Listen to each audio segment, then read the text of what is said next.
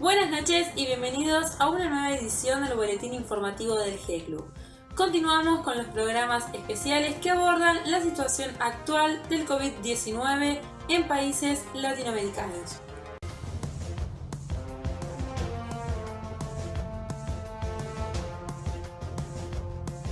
En esta quinta edición especial contamos con la participación del doctor José Seguinot Barbosa, quien es docente e investigador de la Universidad de Puerto Rico y nos va a estar presentando un análisis de la distribución y evolución del COVID-19 en Puerto Rico y el Caribe.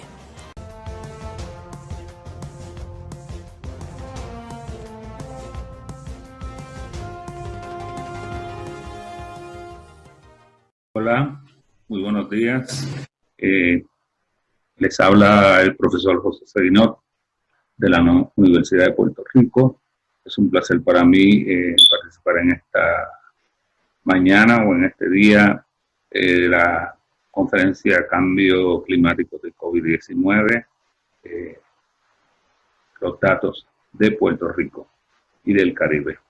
Quiero comenzar señalando que soy profesor del Departamento de Salud Ambiental del Recinto de Ciencias Médicas de la Universidad de Puerto Rico y que se pueden comunicar conmigo al email jose.seguinot@upr.edu. Como habíamos dicho, el tema que vamos a hablar es el COVID-19, el cambio climático, la distribución geográfica de los casos en Puerto Rico y el Caribe. El contenido de mi presentación va a estar basado primeramente en los fundamentos de la geografía y de la relación de esta con el clima y el COVID-19. En segundo lugar, vamos a ver los efectos del cambio climático en la salud. Vamos a ver un poco sobre qué es el COVID-19, cómo se propaga. Y en tercer lugar, vamos a hablar sobre los casos, la distribución de los casos a nivel del Caribe y de Puerto Rico. Y finalmente vamos a hacer unas reflexiones a través de las respuestas al cambio climático, recomendaciones y conclusiones. Comencemos pues señalando el sistema de salud. El sistema denominado de geosalud es el sistema que enlaza la salud con la geografía. Tiene básicamente tres componentes. En primer lugar, el componente ambiental, que incluye en este caso de nuestro enfoque la geografía de la salud en relación al ambiente o específicamente al clima. En segundo lugar, tiene un componente de la población, una base demográfica de la geografía. Y en tercer lugar, tiene el componente de los patógenos. Lo que la geografía hace en realidad es enlazar esos componentes, tres componentes fundamentales, a través de su enfoque espacial y territorial. Por lo tanto, sobre eso es que vamos a estar hablando en este día y ese es el enfoque primordial que vamos a estar utilizando para analizar nuestra situación de cambio climático y salud. Comencemos por definir entonces qué es el clima. La Organización Meteorológica Mundial establece que el clima es una descripción estadística de los promedios de temperatura, lluvia y viento por un largo periodo de tiempo, habitualmente 30 años. Así que básicamente 3 décadas es lo que se usa como base, los datos de 3 décadas para poder determinar que hay determinado tipo de clima. ¿Cuáles son los efectos que tiene el cambio climático en la salud? El cambio climático en la salud tiene muchos efectos, pero en particular he marcado en letras rojas aquellos que son los más significativos, comenzando primero por un incremento de enfermedades por vectores, virus y bacterias. Ahí es precisamente donde está nuestro tema del COVID-19. Venimos registrando durante las últimas décadas un incremento de virus y un incremento de vectores. Por tanto, eso se proyecta y se refleja y a la misma vez se asocia como parte de un proceso del cambio climático o como una consecuencia más bien del cambio climático. También tenemos uno de los efectos es el aumento en la vulnerabilidad de las poblaciones en la medida que los climas se hacen más extremosos, pues las poblaciones más vulnerables sufren las consecuencias. Ello nos lleva directamente a un incremento de la morbilidad. La morbilidad, por definición, es el aumento de la probabilidad de sufrir una enfermedad. Por lo tanto, eso, particularmente en las poblaciones vulnerables, incrementa cada día como consecuencia del cambio climático. Y para los que vivimos en el Caribe, tenemos un problema de mayor intensidad y frecuencia de huracanes, categoría 4 y categoría 5. Eso lo hemos venido registrando durante las últimas décadas y también se asocia a una consecuencia directa del cambio climático. Y para culminar, tenemos entonces como consecuencia una recurrencia de enfermedades infecciosas, entre las que se incluye la tuberculosis y también se incluye la influenza y el coronavirus. Entonces, hablemos directamente del COVID-19. ¿Qué es el COVID-19? El COVID-19 se define como una afección respiratoria producida por el virus SARS-CoV-2. Así que el COVID es parte de la familia del virus de SARS y por eso es que se llama el nuevo coronavirus, que se puede propagar de persona a persona y que puede causar diversos síntomas como fiebre, tos y falta de aire. En casos graves, la enfermedad puede causar neumonía, dificultad seria para respirar y la muerte. Los virus, por definición, son pequeños pedazos de ARN, ácido ribonucleico, o ADN, ácido desoxirribonucleico, encapsulados en una envoltura hecha a base de proteínas y que a su vez se reproducen en el cuerpo de quien se aloja. Es decir, que eso es lo que ocurre exactamente con el virus del coronavirus. Veamos ahora la situación global, regional y local de los casos de coronavirus. A finales de marzo, principios de abril, la situación o el mapa del coronavirus a nivel mundial se veía de esta manera. Básicamente las regiones infectadas en ese momento no eran tantas como son en la actualidad, pero como sabemos, mayormente la parte del este asiático, donde comenzó el virus, en China, la parte ya se había difundido a Europa, particularmente España, Italia, y había llegado al este desde los Estados Unidos. Eso para la fecha de abril 4. A ese entonces lo que habían infectado era básicamente 1.149.678 y solo habían muerto aproximadamente unas 60.000 personas. Si miramos el mismo mapa 6 meses después, es decir, en octubre 5, básicamente todo el mundo ya se había infectado, incluyendo África, especialmente Sudáfrica. Así que ya la India, toda Europa estaba infectada, toda América estaba infectada a octubre 5 y ya habíamos alcanzado la encomiable cifra de más de 35 millones de infectados a octubre 5 del 2020. Por tanto, en la actualidad ya pasamos básicamente los 40 millones de infectados y la situación está en este momento, noviembre, ¿verdad? Que estamos bastante fuera de control. Veamos entonces la distribución de los casos en el Caribe. El 15 de marzo del 2020, básicamente República Dominicana y Cuba eran los dos países que tenían la mayor cantidad de casos, siendo República Dominicana el país más contaminado con 581 personas infectadas. Y habían muerto 20 personas en ese momento, seguido de Cuba con 119 y 3 personas muertas. Puerto Rico en ese momento solo tenía 64 personas infectadas y 2 personas muertas. Es decir, esto es básicamente al comienzo de la pandemia en el Caribe. Cuando pasamos al 12 de noviembre del 2020, la situación cambió un poco. En el caso de República Dominicana, sigue siendo el país más infectado con aproximadamente 131.265 personas, muertos 2.272 personas. En el caso de Cuba, tiene 7.429 y 130 muertos, lo cual significa que entre la situación previa y este momento Cuba logró establecer bastantes controles. Sin embargo, Puerto Rico, que había iniciado con controles muy restrictivos por la enfermedad, definitivamente en este momento ya estaba muy próximo a los 40.000 personas infectadas, 39.968, y cerca de las 1.000 personas muertas. En ese momento tenía 909 personas, siendo el segundo país más contaminado del Caribe en relación al coronavirus.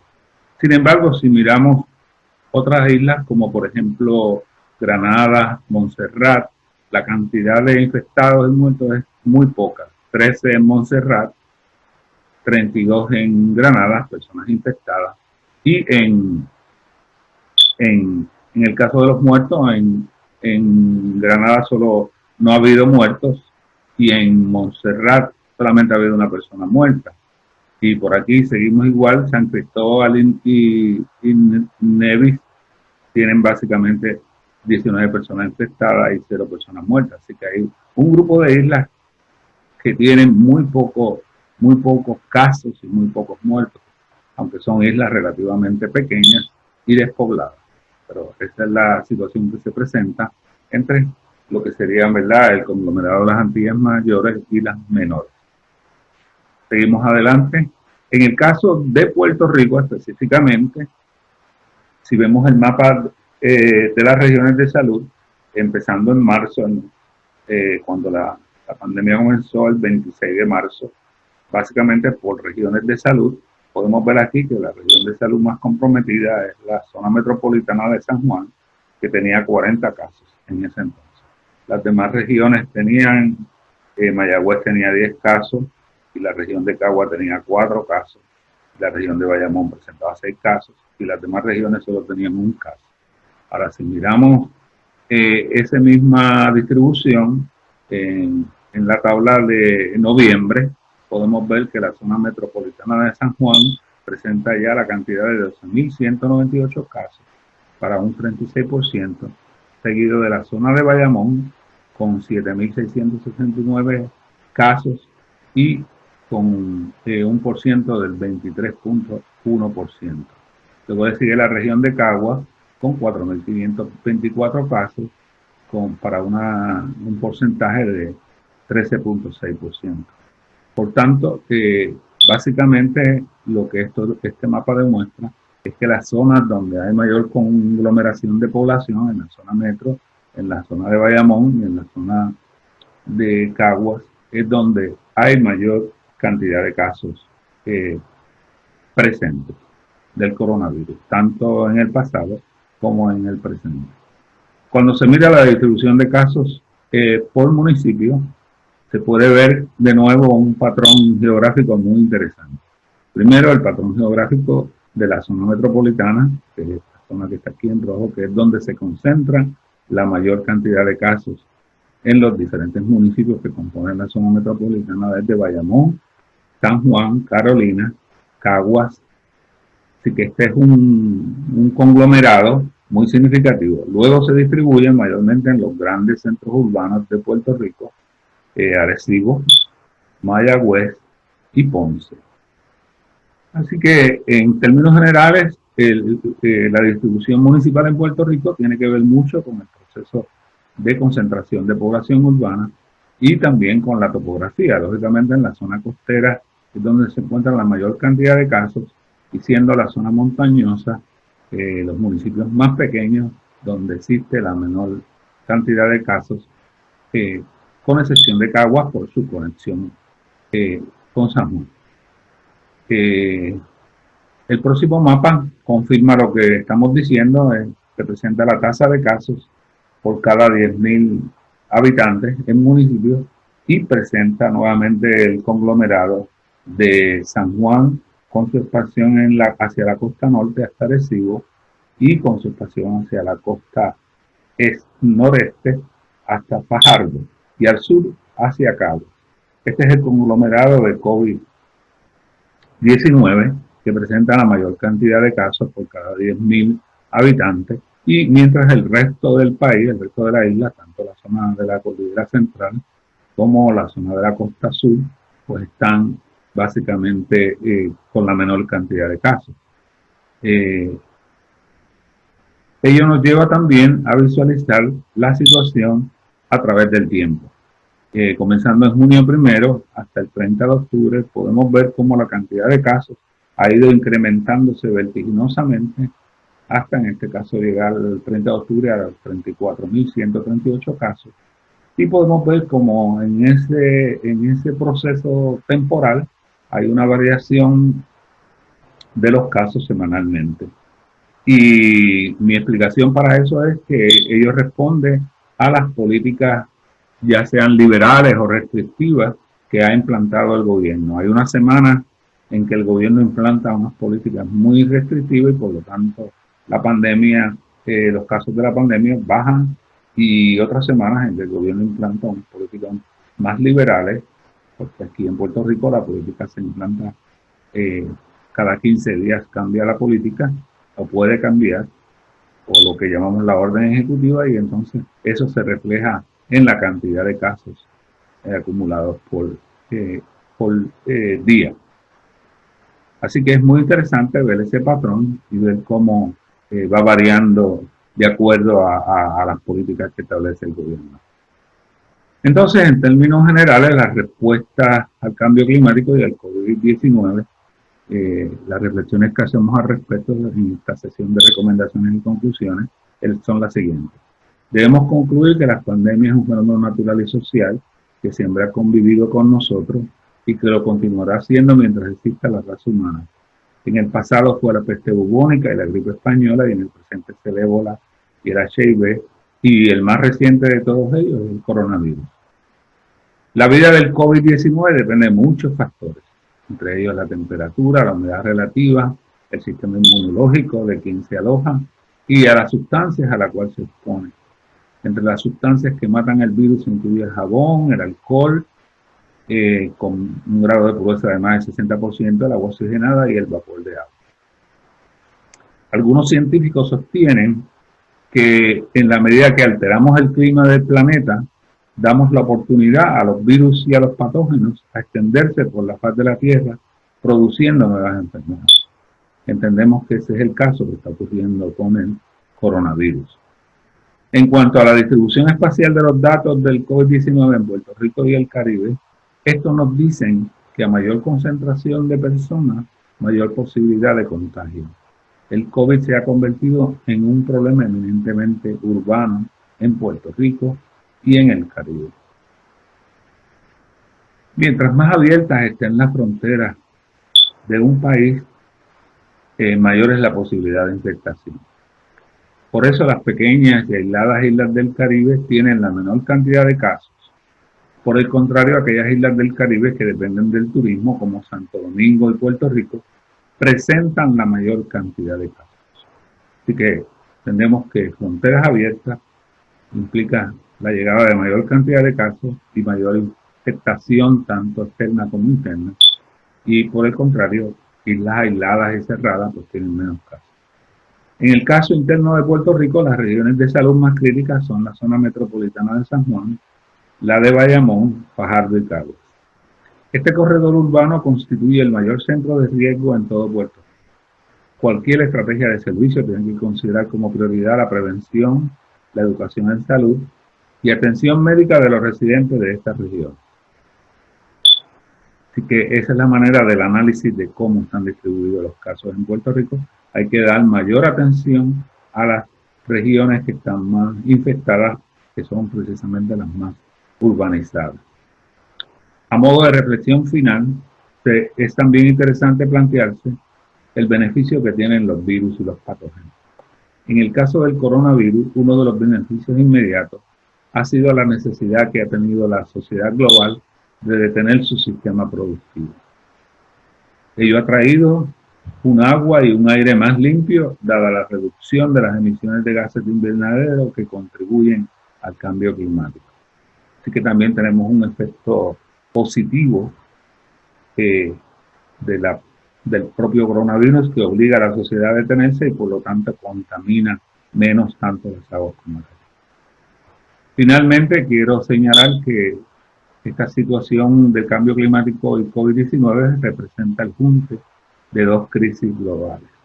y que afortunadamente nuestras generaciones presentes y futuras están muy conscientes de ellos y están desarrollando una mayor organización a través de las redes sociales y de los sistemas de comunicación para atender ambas crisis. Y tenemos mucha fe en el futuro de nuestra población joven para poder atender estas situaciones. Con ello concluyo mi presentación y quiero agradecer una vez más la posibilidad de la participación en esta conferencia y en este video. Con ello termino. Muchas gracias.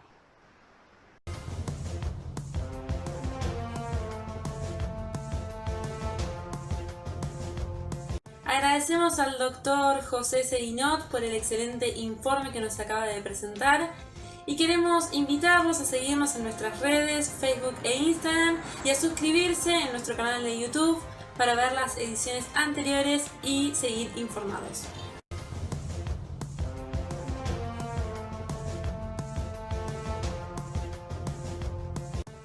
Hemos llegado al final de esta edición especial. Que tengan buenas noches y buen fin de semana.